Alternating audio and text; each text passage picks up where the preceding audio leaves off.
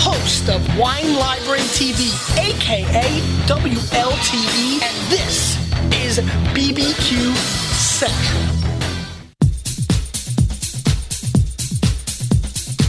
Happy to have you aboard here for the really big barbecue show. Boing. We cook because we have to, and we grill because we want to. Hit me. Fine, how you doing? You have a great show. I'm a big fan. Boing. So what seems to be the problem here? This man looks like he's dead, and he's in the crackle. Sean Bono. It's all about the Sean Bono, dude. Succulent fish. What? He ate 2 feet for wieners. So listen, Lavernius, shut your face. I'm shaking like a dog shit peach seeds. We have top men working on it right now. Top men. And just like that, we are into the second hour. It's the Barbecue Central Show. We're coming to you from Cleveland, where we social distance better than anybody. Period.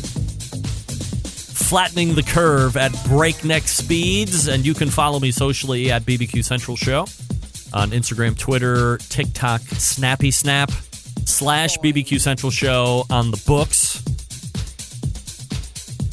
Still to come on the show in about 13 minutes from now, Sean Ludwig from the Smoke Sheet, perhaps Ryan Cooper. Not sure yet. But at least Sean Ludwig, for sure.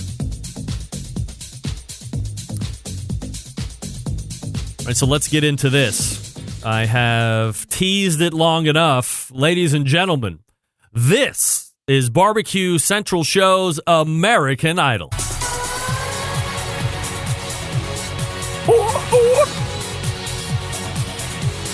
All right, we are going to find out who is voted off, or perhaps more importantly, who stays on the show. Helping me decide those things, or helping me announce those things tonight, are the expert judges right there. There's Marley to the left, and Bobby's right there in the middle. Maddie's right there top right. And it looks like Chewy Louie the First has also made a guest appearance. He probably won't have too much to say, but that's all right. He's ready to rock and roll. I love it when kids are on camera and they have no idea they're on camera. Fabulous. All right, girls, are you ready to rock and roll here? Yes. All right, here we go. Can you hear me? I can hear you. Hear me? Forgive my red eye. Yes. It's allergy season, everybody. All right. Shh. Here we go. You can't hear yourself? No. Wait. I can hear you. Can I hear myself now? How about now? No. Yeah. Yeah, better? Yeah. All right. Everybody else good with the heat on their ears? Yep. Yeah. Yeah. All right, here we go. Yes, sir. All right, so here we go. Last week, the expert judges sat in as we all had our hand. Myself, John Solberg, Doug Scheiding, Jeff Reiser sang the smash 70s hit by Thin Lizzy the supergroup Thin Lizzy, Jailbreak, right? Yeah. All right. Yep. Now, in case you forgot what that sounded like, we will run through some bits here. For instance, first up was Jeff Reiser, or as we call him in the YouTube stage, Reiser, and here's what he sounded like. Tonight there's gonna be a jailbreak somewhere in this town. See me and the boys, we don't like it, so we're getting up and going down. High and low, looking right to left. If you see us come, I think it's best. What do you think? Very good, right? Yeah. Not bad. Right. Yep. Sounds good. Good. All right, now let's quickly go through the panel. Marley, what? I don't remember exactly what you said last week, but what are your thoughts as you listen back again? I don't remember it. Great answer. No. Great I'm answer. trying to think of what I need to say. You need to come back to me. Oy vey. Bobby, your thoughts as you hear this again on Jeff Reiser? I thought that he talked more than sang, and that I really can't hear myself, so I don't know how I sound. You sound fine. Maybe a little pitchy at some parts.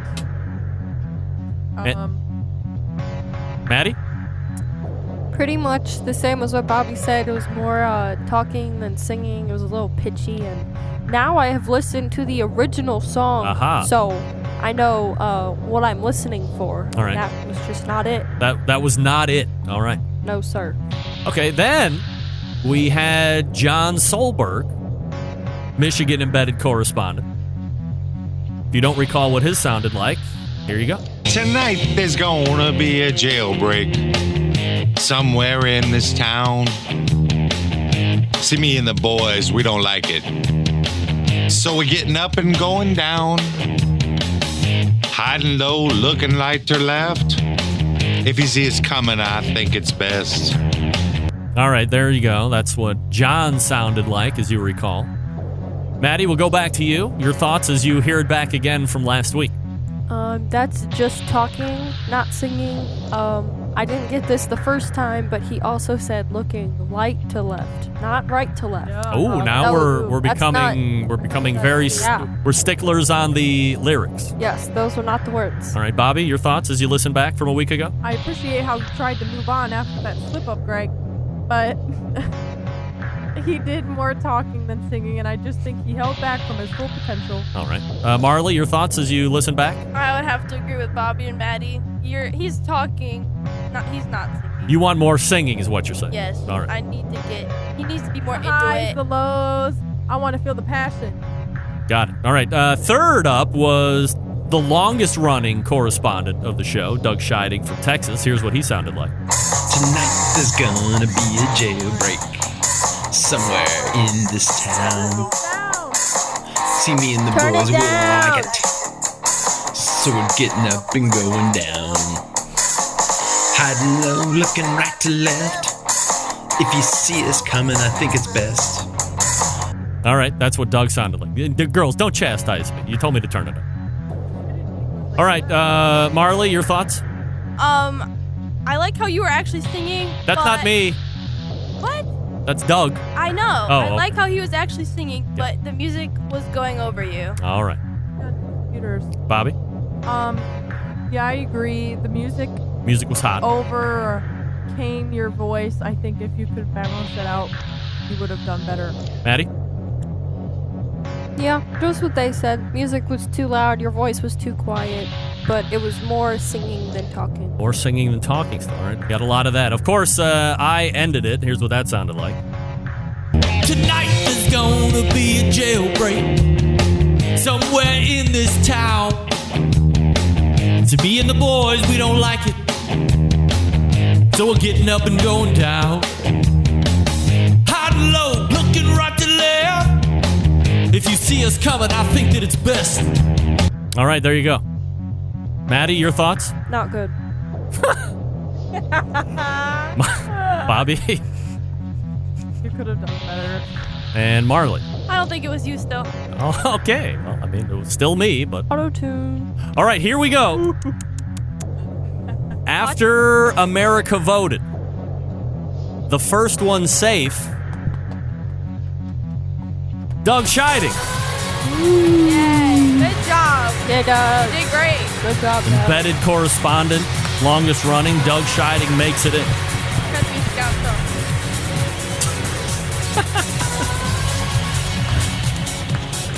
All right.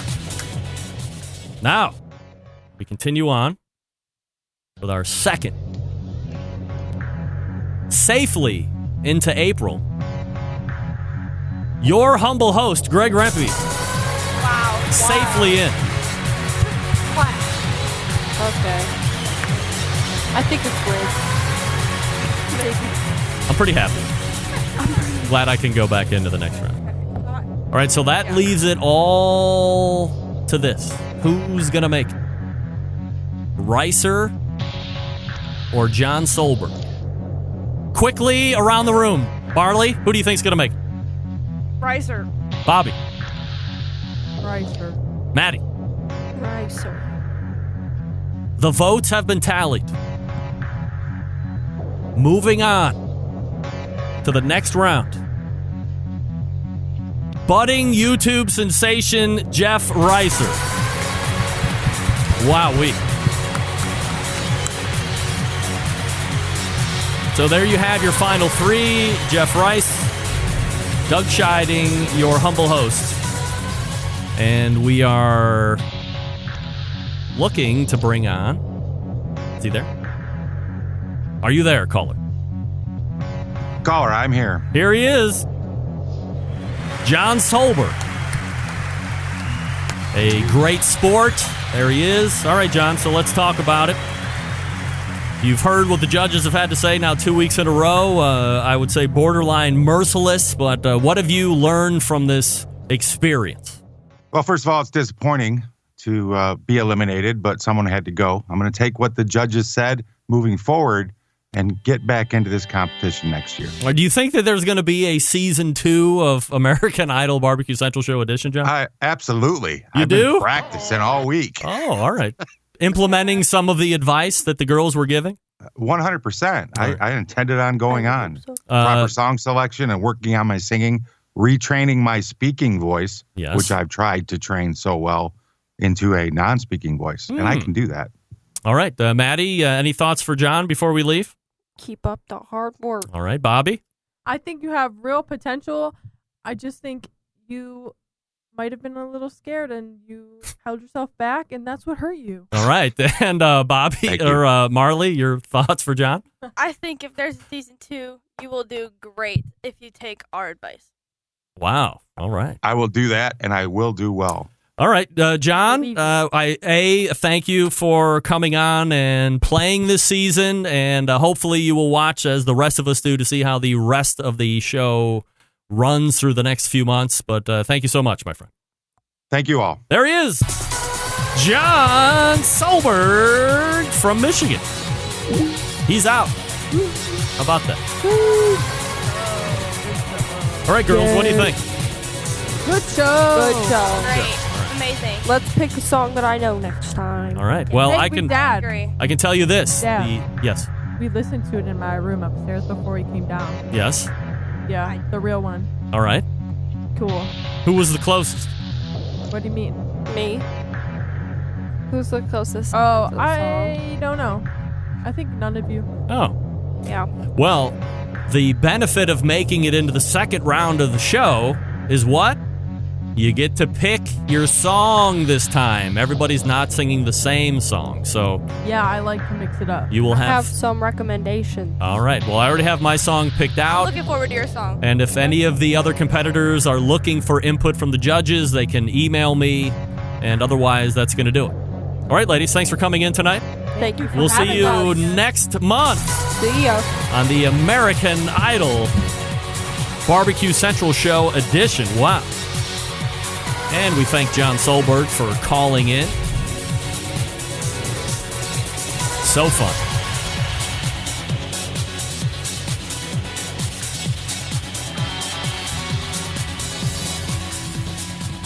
Well, let me get my screens back up here as we're going to be hitting up Sean Ludwig. At a minimum, Sean Ludwig. Perhaps a Ryan Cooper. We'll see on that.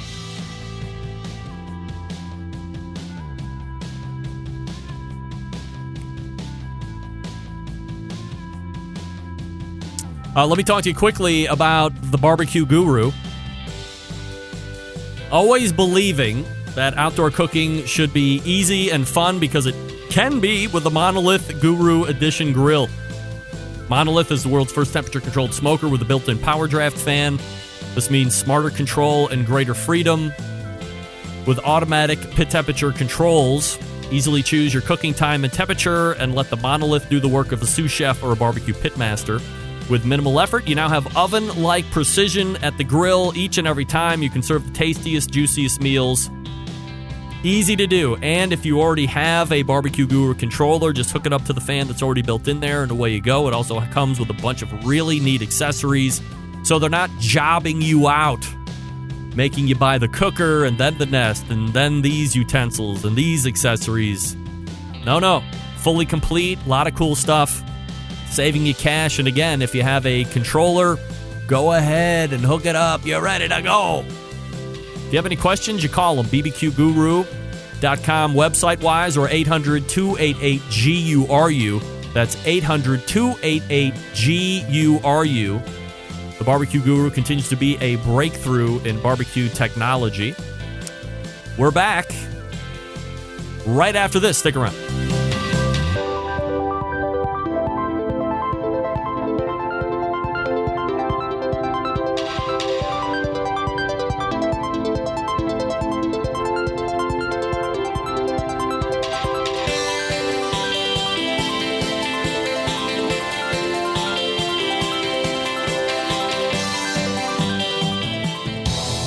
Monthly visits from a killer hog, a cooking guy, a man named Meathead, the author of Barbecue Bible, a grill girl, a bristly barbecue journalist, and the malfeasance of the barbecue world known as the Embedded Correspondents. Only found right here on the Barbecue Central Show. And this portion of the show brought to you by Fireboard. Monitor up to 6 different temperatures, just like Phil Ludwig will be able to do here shortly, simultaneously. Connect Wi-Fi for cloud-based monitoring, or connect via Bluetooth if you have Alexa or the Google Assistant in your home. Fully integrated with both. Find out more by visiting fireboard.com or call 816-945-2232. And again, fireboard.com. My guest in the second hour, doing the down and dirty work of barbecue journalism, one of the creators of something called The Smoke Sheet, which is released each and every week, actually Wednesdays, to keep you up to speed on the live fire industry. We race to the hotline. And welcome back, friend of the show, Sean Ludwig. Hey, Sean. Hey, Greg, how are you? I am fabulous. Appreciate you making time for the show. I know we were game timing Ryan Cooper, and before we get into some of the things we want to talk about, in case folks aren't familiar with what Ryan has been battling here over the last number of months, can you give us a brief span of what happened and where he's sitting at current day? Absolutely. Yes, my good friend Ryan last year was diagnosed with colon cancer, came kind of out of nowhere, and he's been battling that very steadily and getting better every month. He's getting better. He's fighting. A lot of support from the barbecue community has come in and helped him. So we really appreciate all that support. And he's still been working on the smoke sheet with me, and it's been really surprisingly good process, and he's doing better. It's just that today happened to be a chemo treatment day, and unfortunately on a chemo treatment day, and I don't know anyone out there who's kind of gone through this, and I personally haven't had, in my close family, haven't had to go through this process, but 1 or 2 days, maybe longer after the treatment, you're in kind of a not great spot usually. Mm-hmm. So unfortunately, he's recovering, and he texted me earlier. He's like, "Yeah, I'm not feeling up for it, but good luck, buddy. You got this." Yep, no doubt about it. We wish Ryan continued success in his fight, and whenever he feels well enough to come back on, whenever that next time is, we're more than happy to have him. Now, aside from Ryan's most catastrophic diagnosis and now fight that he's putting up, You yourself were minding your own business and jaunting over to Italy. By the way, much like Howard Stern, and I share a similar sentiment, I would never leave this country. Not that this particular situation doesn't matter if you're leaving the country or not. But you hopped a plane and went over to Italy. And so this was a planned vacation, or was this business/barbecue related, or both? This was absolutely the opposite of barbecue and business. It was just purely pleasure. And it was planned, we're talking 6 months in advance. Yeah. This is something that had been on the books for a while. And this is interesting. When we started going over there, things started seeming weird when it came to coronavirus and stuff like that. And the situation in Italy was just getting started. Like, it was just kind of beginning to materialize. And by the time we left, we were there for a little more than 10 days.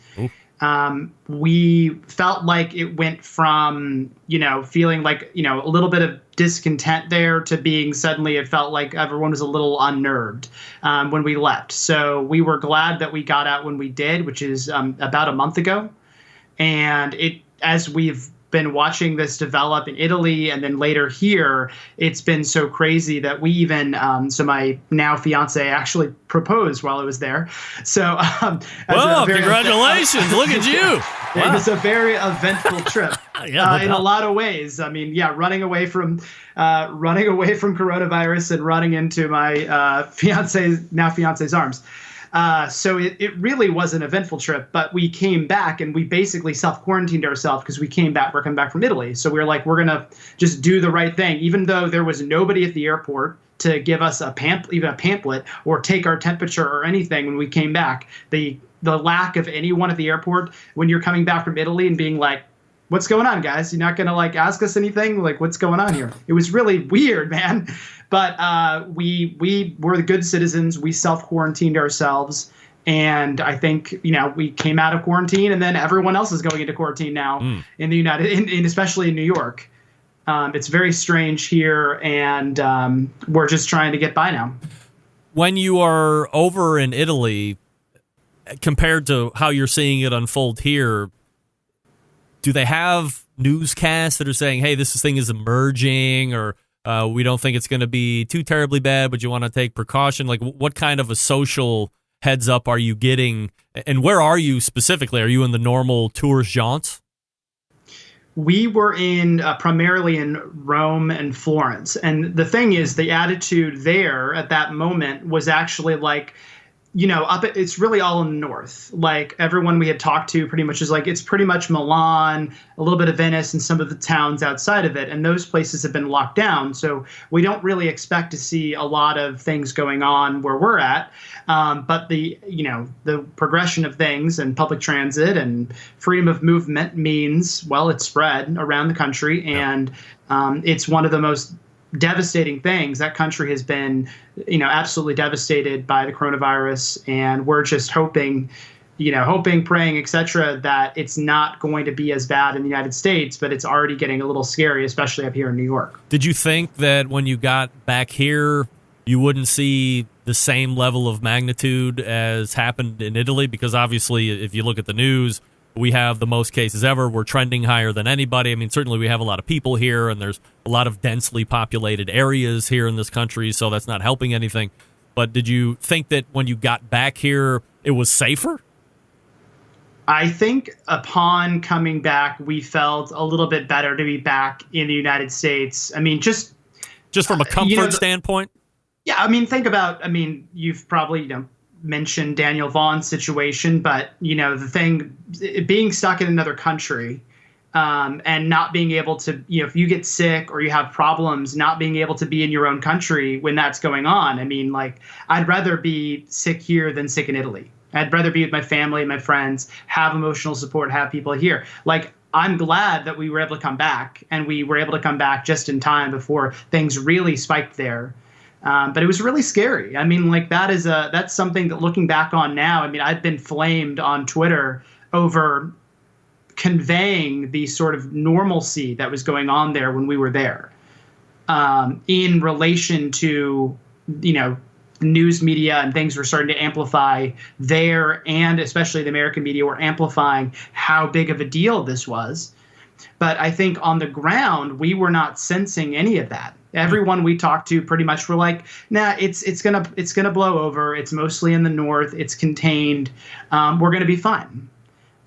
That's also what made me worried when I came back, because as things intensified there and in the United States, we still have people hanging out on the beach down in Florida right now, not taking it seriously. So I think we're going to continue to see this, intensify here probably for another at least month. We're going to have, a big spike. So unfortunately. Yeah. Sean Ludwig joining me here on the show. NYC BBQ is his handle on Instagram. It's nycbbq.com, just from a regular website as well, correct? Yes, that is correct. All right. So let's talk about the smoke sheet and the barbecue scene. Obviously, you are in New York City, Brooklyn, I believe. So what kind of and New York is obviously the hotspot. So the city is basically locked down to a large degree. Essential is the only thing that you're really allowed to do. Are you even bothered doing that? Or what's your day-to-day look like in the city? It's interesting is so my fiance has a dog, and we take the dog out for walks because you're not going to just. This is actually something even in Italy they're allowed to take your dog out for walks, but you don't want your dog going in your place. That's just not. You live in a small apartment. You don't need the dog going in your apartment. But anyway, so we actually go out a few times a day to take the dog out. We're not going to any shops or anything. We're not like hanging out, but the amount of people that are out and about and still doing stuff is almost kind of crazy given that like Times Square is empty. But people are still going to the grocery store, going to the pharmacy, going to the doctor, going to the hospital, going to the park because you're allowed to go outside. You're not just, you need to keep your distance from people. I wouldn't be surprised if it gets to the point where they even lock us down more. That could happen. But we are just trying to roll with the punches, try to stay safe, wash our hands all the time, and keep our distance from everybody. We get nervous when we just get close to people. Like we get anywhere near a stranger, we're just like, take a step back, man. Do you read? Step back. Do you think that that's going to subside rapidly once we get on the other side of this thing, or do you think that we will become a more distanced society where handshaking might go away and hugging and kissing on the cheeks and all this? I wouldn't be surprised if generally we distance ourselves more until at least we have a vaccine. This thing's not going to go away until there's a vaccine. So if we just sort of extrapolate a little bit, like we're not going to get until next year before we have a vaccine, probably. So then we really should. We're going to have to take more precautions. When restaurants eventually do reopen, they'll be opened at less capacity. It'll be a slow transition back into normalcy. And I think everyone's going to have to be more, sanitary. You're going to probably have to every restaurant is going to have like a hand sanitizer station right at the front door. Maybe we'll get to the situation where, every other table is allowed to have people, but it's going to be a transition period. I'll tell you here, restaurants are hurting. I know they're hurting all over the country. Yeah. But our barbecue restaurants and our restaurants in general are hurting bad up here. And it's unfortunate that, New York is one of the best restaurant scenes in the country. Yeah. And a lot of those workers are, worried about paying rent tomorrow. And so that's really scary for them.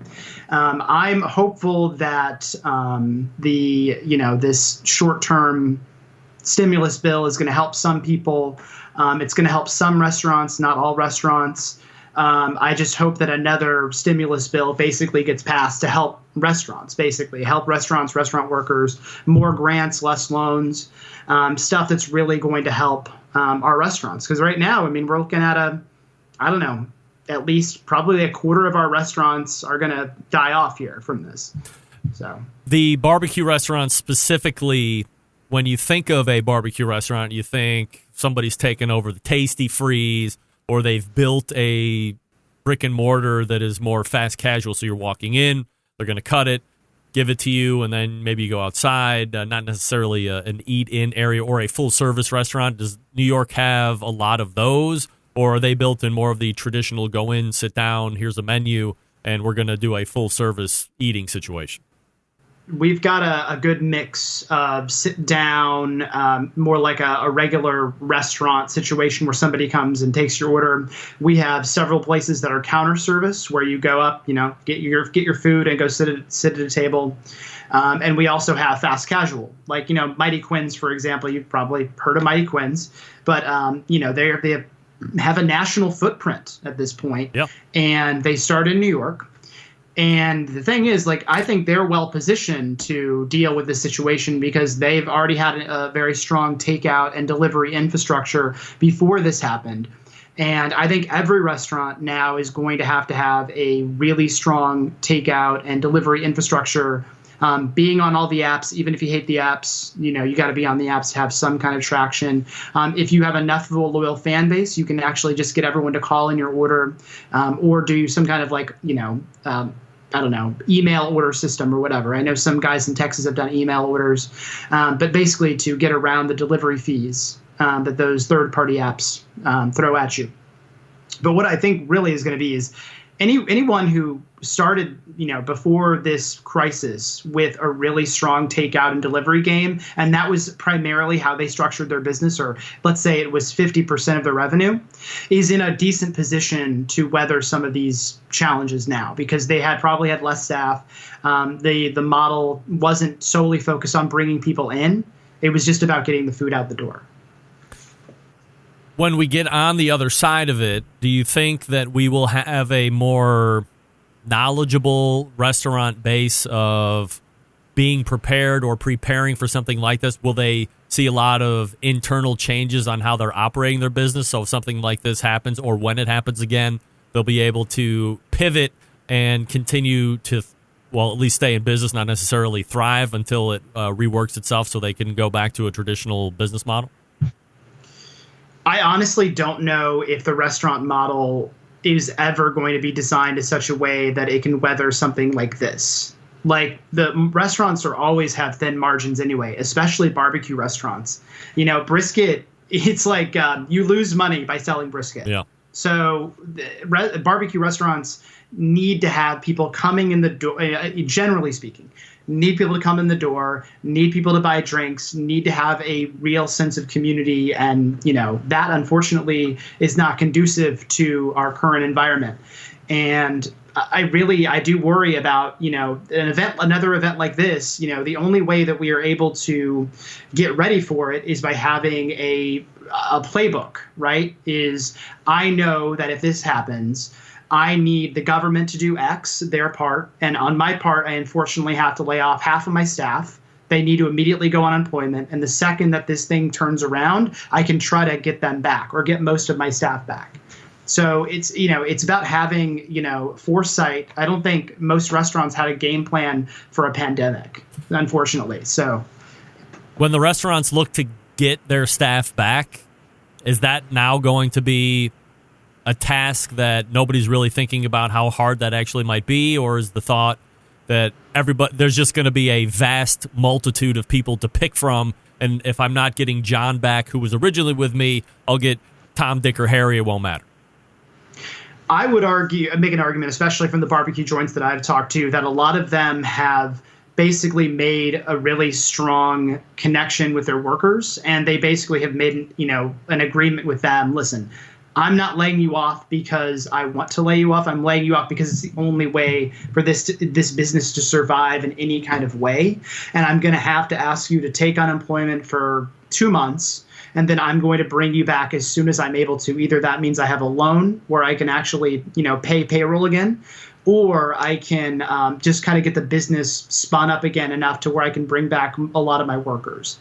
I think it's going to be really difficult. I don't think that, if let's say I was working at a barbecue joint and I, was a cook, or I was, running tables, I don't think this would be the time where I would want to run to another restaurant, unless I guess I really hated my job. But I would only go to another restaurant if I couldn't get my old job back, right? I mean, I had a good job. I liked the people I worked with. We had a system. Whatever. I think it's going to be a lot of shakeups, but I think a lot of these barbecue joints that I know are going to be able to get some of their staff back. From a coverage standpoint, what's hot on the smoke sheet right now? What are you guys going to be releasing tomorrow? We actually had 2 issues in a row where we were talking about the impact of coronavirus on events and barbecue restaurants. We decided on this issue to be a little lighter. I just realized that it's April 1st tomorrow, April Fools or whatever. We're not doing any of that crap. By the way, I hope breaking news, Sean. I didn't know if you knew this or not. Go ahead. Tonight is the last show of the Barbecue Central show forever. Thought I'd throw that out. Yeah, believe it or not. I'm glad I got in right the last second. You're right. I've got a thing for timing. Yeah. So anyway, I think Tomorrow is a little lighter. We're going to feature a few fun recipes that we picked out that, let's say you're a little more quarantined or self-isolating or whatever, and you want to do some cool stuff on your backyard. Here's a few fun recipes to check out that, we think would be fun. And we'll definitely be diving back into the impact of coronavirus on restaurants and events. But like for now, I think, think about this. Generally speaking, a lot of our restaurants are just hanging on. If you're out there and you haven't bought a gift card to your favorite barbecue joint or haven't bought anything from your favorite barbecue joint right now, this is the time to do it if you want them to survive. That's just like going to be the message for saving your barbecue restaurants right now is really important to you.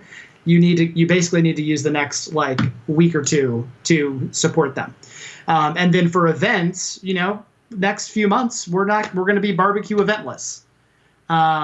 Which in a way is interesting. Ryan is, still recovering. And because some of these events are being postponed, he actually might be able to go to some of these events in the fall now because they're being postponed, as granted that his health, is back to 100%. So, let's hope, a lot of these big events get to, happen big in fall. Let's hope Ryan and I can go to a lot of these awesome events and bring, the barbecue scoop to everybody. And I just hope that we get on the other side of this soon and that our barbecue joints can get back to where they were. You can find Sean Ludwig at nycbbq.com or follow them on social at NYCBBQ, at BBQ Tourist for Ryan Cooper if you want to give him a follow if you're not following these guys already. And then be sure to subscribe to the Smoke Sheet. Where do you do that at, Sean? So you can subscribe to the Smoke Sheet at bbqnewsletter.com. All right, easy enough. So go over there and subscribe if you haven't already. Sean, really appreciate the time and the catch-up. We'll do it again. Absolutely. Thanks so much, Greg. All right, you got it. There he is. That's Sean Ludwig. NYC BBQ on the socials and nycbbq.com. So he keeps a really good website. And then, of course, the Smoke Sheet is great. A lot of people are loving the Smoke Sheet as it comes out. A lot of great tips on who to listen to and what to read and stuff that's coming up. He said, obviously, a little light on the competition stuff and things that are coming up for crowd purposes. But be on the lookout for the new one being released tomorrow. By the way, I'm getting a lot of emails saying, oh, tomorrow or tonight's the last show. No, April Fool's early. Can I request that nobody go out of their way to do the April Fool's bit?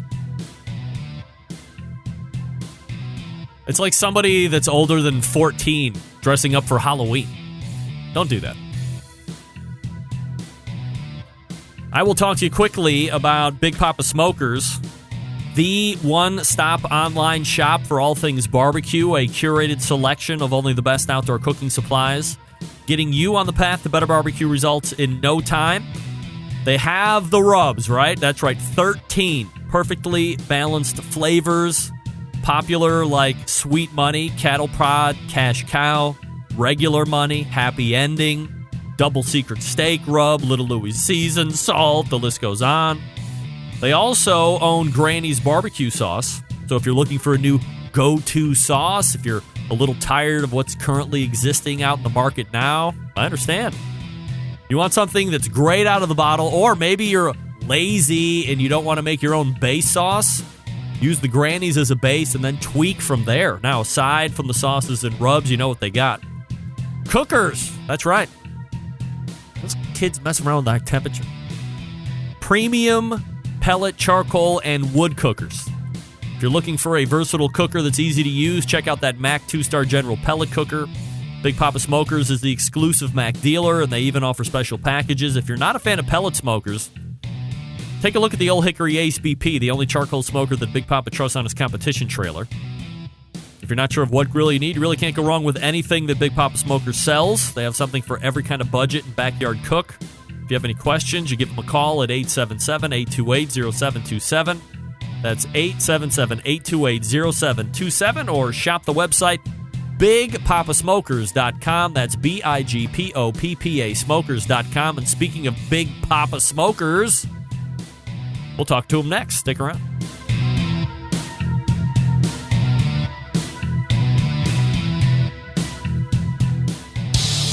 celebrating over 10 years of prolific and unparalleled live fire barbecue and grilling talk. And yes, it's still being done from Cleveland, Ohio. You're listening to the Barbecue Central Show.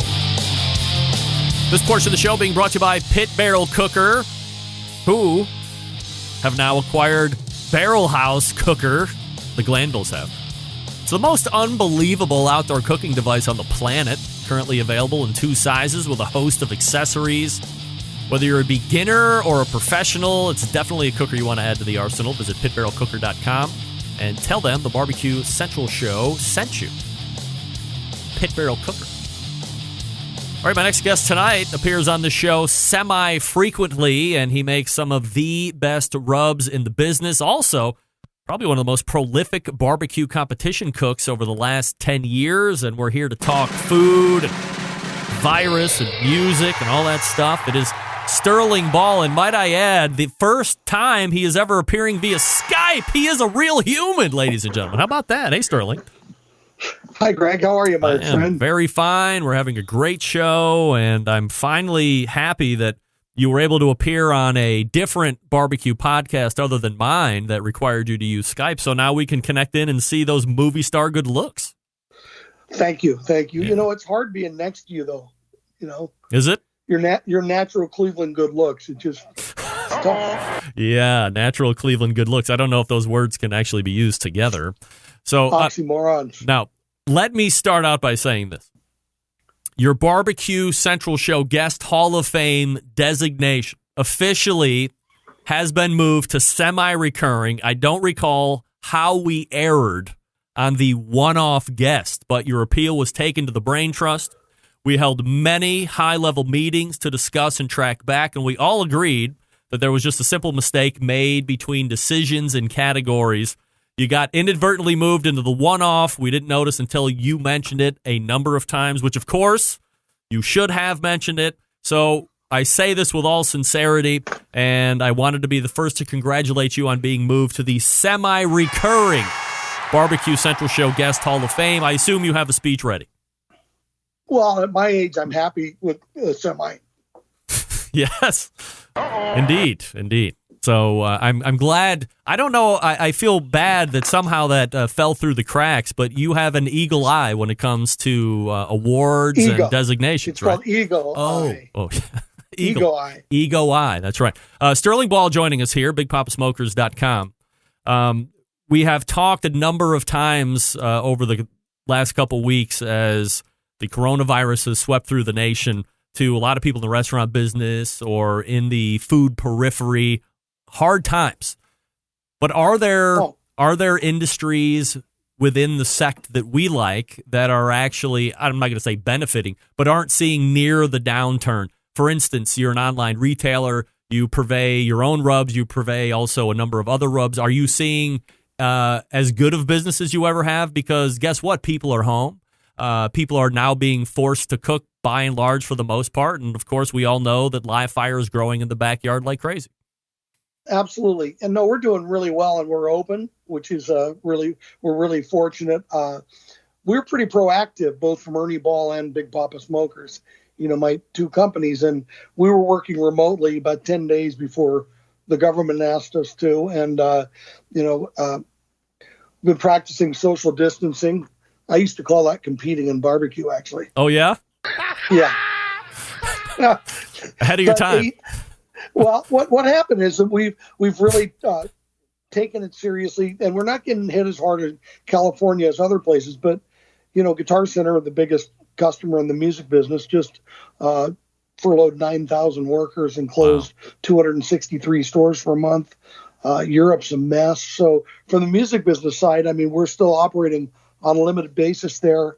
We're going to be fine, but this is the most serious event and economic event I've ever seen. And unfortunately, it's coupled with a very, very tragic illness. But, you know, in the past, businesses like barbecue and music were considered almost recession proof.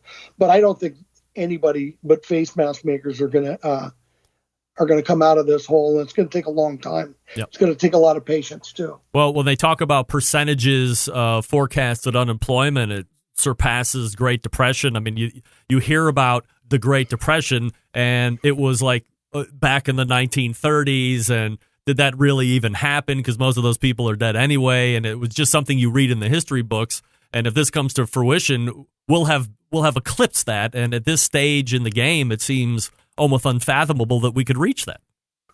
Yeah, we haven't furloughed anyone. There's some voluntary furloughs. If you're not comfortable, we have just under 500 employees. So one thing we said, hey, we're committed. For 58 years, we've made payroll in California. We'd like to continue to do that, and throughout this crisis, and then for hopefully 58 more years. Yep. But anybody that's uncomfortable in working, there's nothing punitive. They're furloughed, and we're extending benefits. But it's been a high percentage really want to keep their job and maybe value their job a little bit more.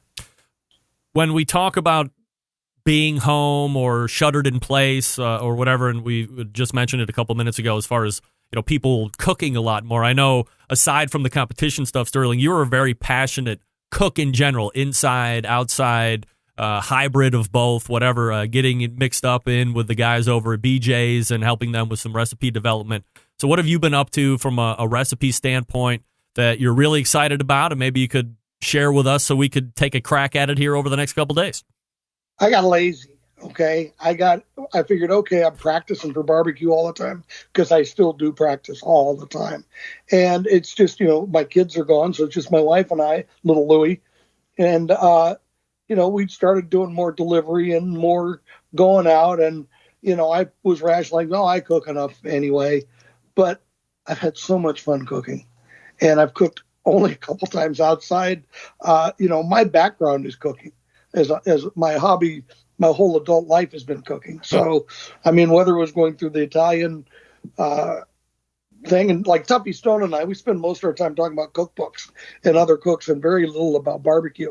So it's been really exciting for me to cook other things and also try and show some of the people. So we've been doing a lot more content. I've been filming more content because I think, and it's less competition specific.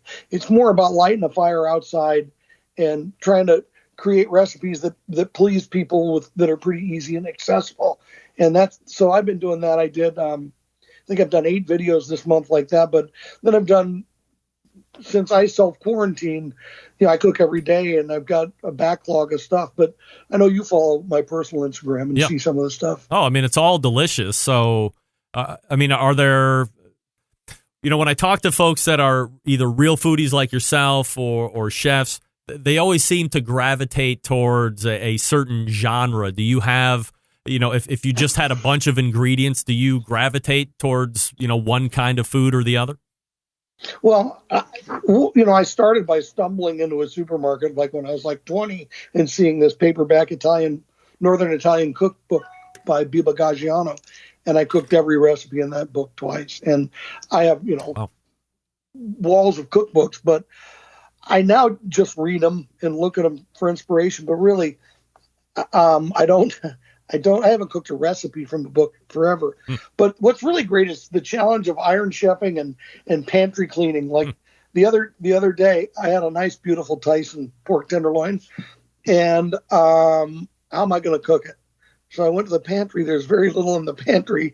And there was a jar of Kroger's bacon hot pepper jelly. There was a thing of chicken stock. There was some Dijon mustard and some Granny's.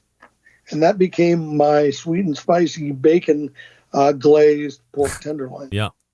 Which was really good, by the way. So it's just been fun. It's been everything from skillet tacos to some hearty comfort food. And it's got me more excited about cooking. I'm really looking forward to it, to continuing.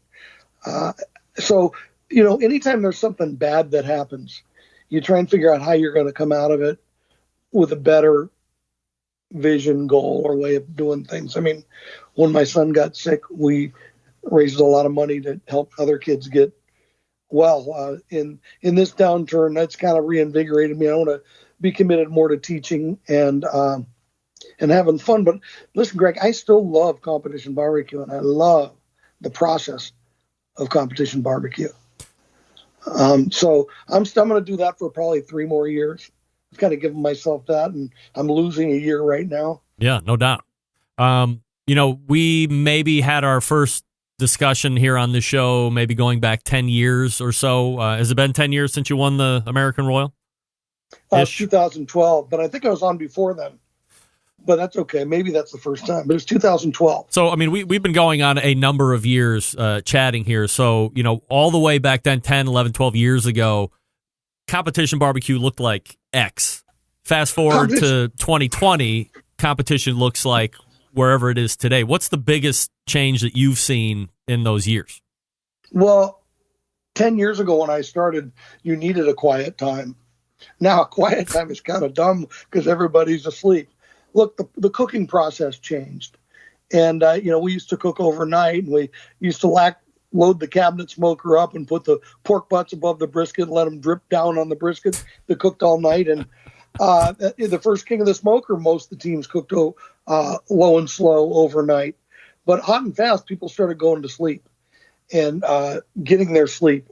The scale of it changed. The amount of room it takes to have a barbecue contest is stifling and not necessarily a positive. The fact that you used to have to provide a generator, but it was the generator that you'd use would be maybe for a light or a boom box. And now when we do the guinea pig, we have some teams that need 76, 80 feet to do the contest. And we're big too, so we're guilty of that. But now, power never works the whole contest. And now you're going to see a situation. Craig, for years I talked about what I saw that could happen bad in barbecue. And I know a lot of people hated me for what I said, or I got a lot of feedback, but it's kind of happened. Yep. It's you got a problem because the basic thing, the cooks aren't particularly objective, and they're participating in something where there's subjectivity in the judging. And maybe inconsistently too. So you have somebody that might not be completely objective, and their hobby is aimed straight at something that's subjective, and it just doesn't. It's kind of a problem. Yeah. Do you have any thought? We have no idea when we're going to get on the other side of this coronavirus. Obviously, there aren't going to be any barbecue competitions, KCBS, FBA, St. Louis, and or otherwise for the foreseeable future. But let's assume we get on the other side of this thing beginning of August or end of August.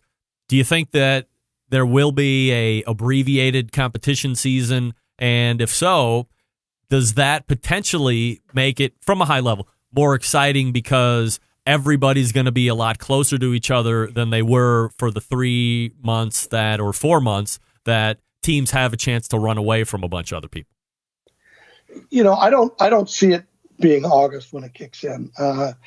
I'm watching it. There's hot areas, and there's, California, it hasn't developed as they predicted, and a lot of areas. So I really, I don't want to say this stuff and make it sound like I'm not being sensitive to the thing, because it's real and it's horrible. Yeah. But 2 weeks, you're going to see a lot of things peak. And, August is a long way off, and I think that's hard to do. And I think there would at least, I don't think it's going to be something where they necessarily turn on the switch. I think that you're going to see gradual relaxation of the shelter in place and some of the stuff. I think that for a long time, until there's a virus, there's going to be social distancing. But I think if it goes to the end of August, it's kind of hard to have a season then, to me. It's just kind of maybe this was a practice. I saw a T-shirt yesterday that says 2020 sucks. I thought that was a pretty good shirt. Yeah, it's been kind of a bummer year, depending on how you look at it, especially with this thing. Well, if I end now, I'm third in KCBS. Yeah, well, hey, always good to be in the top 10, Sterling. No matter what, top 5 too, top 3. How about that? Yeah. No, it's I want to compete. I want to compete. I want to see the other people that I enjoy their company, which are quite a bit of them. And, I like cooking at I like cooking breakfast at barbecue contests, the dinner before. I hate the awards. As you know, I don't go. Yeah. So, no, I miss it. I think everybody really misses. I think, what's happened in California is there's fewer contests, but we've had high team counts. I mean, other than maybe Yuma, Arizona, which was a first-time contest, we've had big fields. People want to cook, and one of the things, instead of looking at competition barbecue as doing so poorly, we might have had too many contests there for a while. Okay, because I tracked the contests over the last 10 years, and probably fewer contests isn't a bad thing, and doesn't necessarily mean competition barbecue is dying, but it certainly needs help. We need to take some bold steps. I think we need to get rid of power. I think it's the single most expensive thing a promoter does, and we pioneered that with the guinea pig, and it really needs to go to the cook's pockets. But I think fewer contests. I mean, we don't have a problem filling fields here, and I bet you most places won't now that there's fewer contests. So maybe addition by subtraction. Well, yeah, maybe it expanded too much.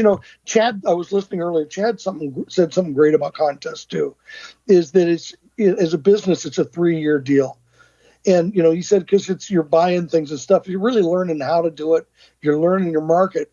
But one of the problems and expectations is you have people who aren't event managers or producers, and they put on a contest for a charity or whatever. And it's just like a startup. The first year of the startup isn't going to make money.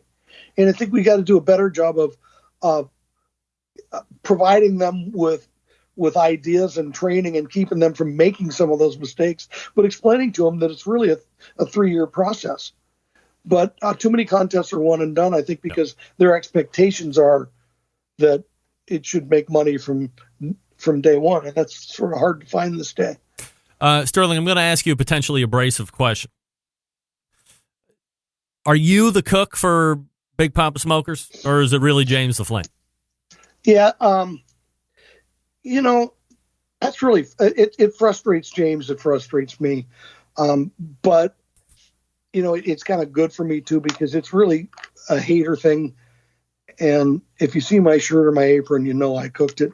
I think the thing people got to realize, James is my partner, but James is an employee.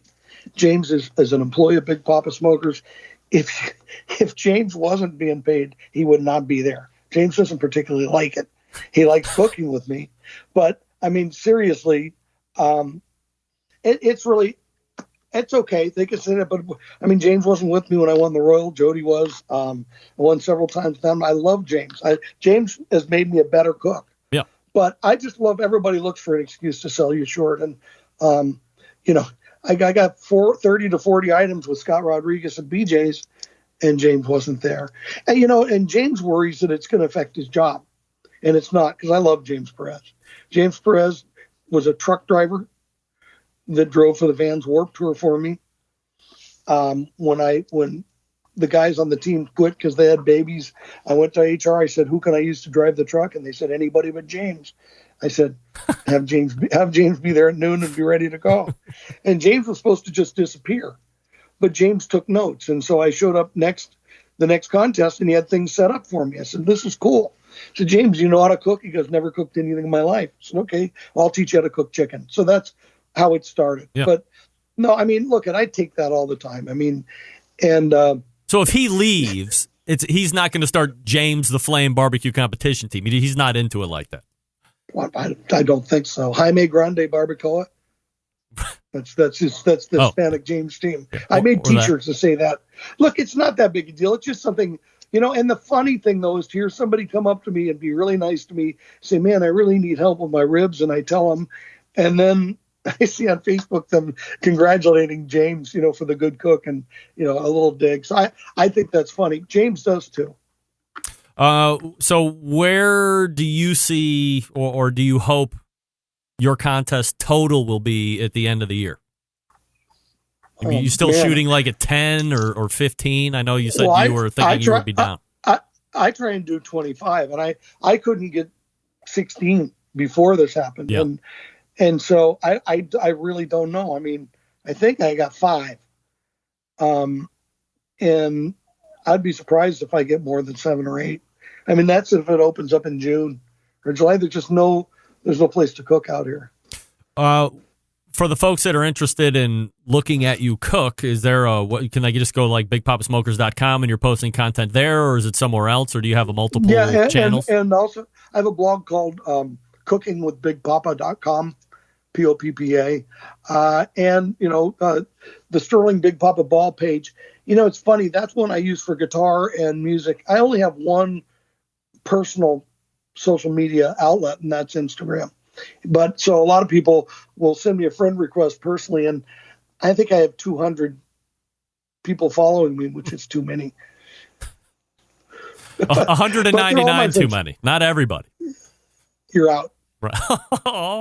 Already? Jeez. No, I love you, Greg. Yeah. Look, I think people don't know. We talk all the time, though. I mean, we have our own little Barbecue Central shows. Yeah. Those are, like, I always tell people, if you're on YouTube watching the show, there's a chat going. Like, that's the show within the show. 50% of the time, they're giving me feedback on the show, but 50% of the time, they're not talking about anything that's happening on the show. They have their own little show going. That's like our phone calls offline. It's a whole different show that's happening from the show that's happening here. Hey, how good a job is Emily doing? She got the national championship with the title sponsor, Smithfield. Yeah, Smithfield back. I mean, that's kind of a coup in its own from how I understand it was being handled prior to her getting on there. I don't know. I don't want to talk about that except for I'm seeing KCBS post a lot of good content highlighting different cooks that wouldn't, then that never happened. I think that there's been a lot of controversy, a lot of red tape. I think things wrecked, but I think things are getting better, and I know that there's going to be some more announcements. But I think judging is going to get better. I think that I think the contests are going to get better. I think we should plan on fewer of them. We shouldn't be afraid of making some changes. And I also think cooks really need to be nicer. And I see this all the time on social media. You look at people that are really cooking from their heart and just cooking food, and on Instagram, like Derek in Nashville has over 1 million followers, and Sasquatch, I think, is 400,000, and they're cooking for the joy of cooking, and they're cooking stuff that's relatable, and they're friendly, and they're helpful. And I think we might have missed a little bit of when the bright light and the Pitmaster effect was on us. I think we could have made more of it and made it last a little longer. Yeah. Anything else happening in the short term before I let you go? Well, I'm going to probably put shoes on tomorrow. I'm going to try and go to the supermarket for the first time. Oh dear. I mean, I'm locked down. Can't you get on your app and have that waiting for you? You're not going to go in the store, right? Well, Instacart's striking, and I want to strike them because I get bags that, we ordered some and see, was I like on LSD when I placed this order, or did this person just put anything in the bag and dump it off? So we haven't got an order that's even close to right. So I'm learning how to cook with things I've never cooked before. Well, I mean, that's, silver linings always here on this show. I'm getting people I haven't been able to get in years. And, if you're not getting the groceries you ordered, you're still able to create, perhaps be a little bit more creative than you thought you were going to have to be. Mm-hmm. Yeah, listen, it's fun. Greg, you made a pivot with your show. You went less competition and more backyard, live fire outdoor. Yeah, a pivot, and I think that's what we did as a store, too. And I think that's why we were up pretty significantly last year, and it was from outdoor cooks, which is cool. All right, so find Sterling everywhere on social media, bigpoppasmokers.com, of course, the main website. Get all your stuff there. You're fully stocked, and you're fully open, and you're ready to fulfill orders ASAP, correct? Absolutely. Well, right now, there's a delay because all of America's commerce is online. But, yeah, we're shipping the orders, as soon as we can, which is, within a day, maybe two. So... But yeah, we are open, and we do have a lot of cool stuff going on. All right, and check out his cooking videos too. Yeah, I mean it's they're really good, great recipes, and ones that the whole family's going to like. He's one of the most prolific pitmasters in the past 10 years, the world champion and longtime sponsor of this show. It's Sterling Ball. Sterling, always appreciate the time. Thank you, Greg. Wash your hands. I will.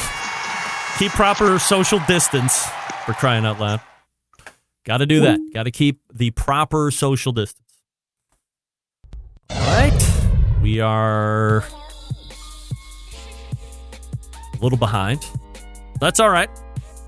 Again, his website is bigpoppasmokers.com, but you knew that because I read it going into that segment. And everything is available. They're open. They're ready for business. All that.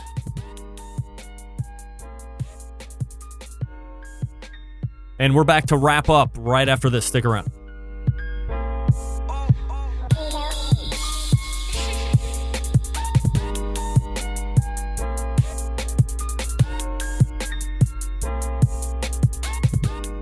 Whole packers, full racks, legs and thighs, injecting butts. If you've never heard this before, you might think you found the best XXX show ever. Let's get back to the most homoerotic host out there today, Greg Rempe. All right, we are closing it out here. Thanks again to Sterling for joining me last segment. And as I say, if you are just interested in cooking in general, go ahead and check him out. BigPoppaSmokers.com or CookingWithBigPoppa.com is the website to go. See what recipes he's up to. Thanks for hanging with me a little bit later than normal, about 5 minutes. Don't forget, sign up for the Smoke Sheet, a free weekly newsletter that keeps you in the know on everything happening in the barbecue world.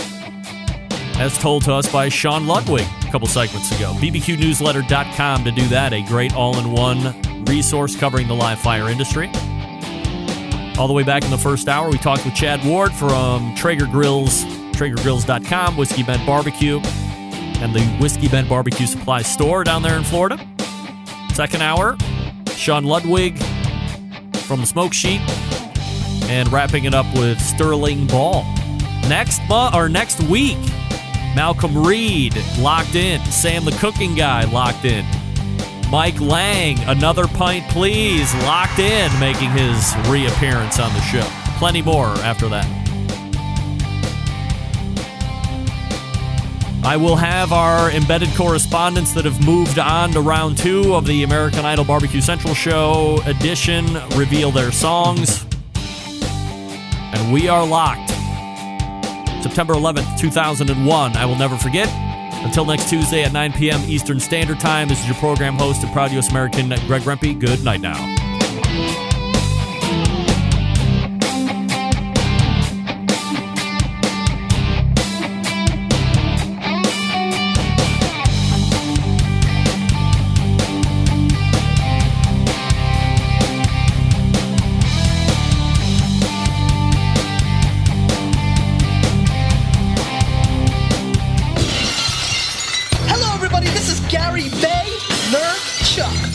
Of Wine Library TV, aka WLTV, and this is BBQ Central.